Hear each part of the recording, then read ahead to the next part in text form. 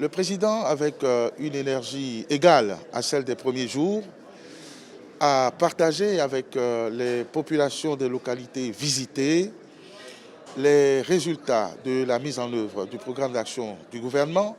de manière plus pointue, à croire que les populations qui accueillent maintenant s'inspirent de ce qui s'est passé ailleurs pour être un peu plus exigeantes dans les sollicitations, dans les doléances et qui marquent une connaissance de plus en plus étendue des acquis donc, du programme d'action du gouvernement. Le président de la République, en bon pédagogue, a partagé avec ces populations les acquis, les constats, mais surtout la méthode. La méthode, c'est-à-dire un programme ambitieux pour remettre notre pays à niveau, des efforts demandés, des efforts consentis, des efforts qui permettent à notre pays de financer ces différents programmes, ces différents projets qui commencent à voir le jour en étant disciplinés, non seulement dans la gestion de nos ressources, de nos maigres ressources qui étaient gaspillées par le passé. Le président de la République a parlé une fois de plus de pagaille,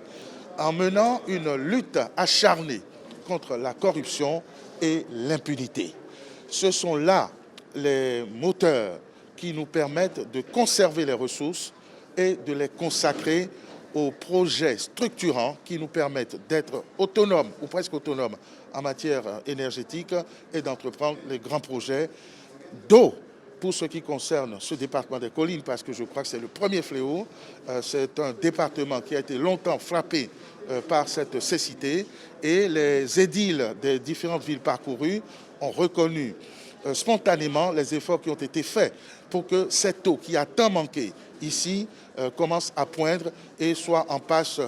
d'être généralisée et de parvenir à toutes les populations. Une région agricole, donc il a été question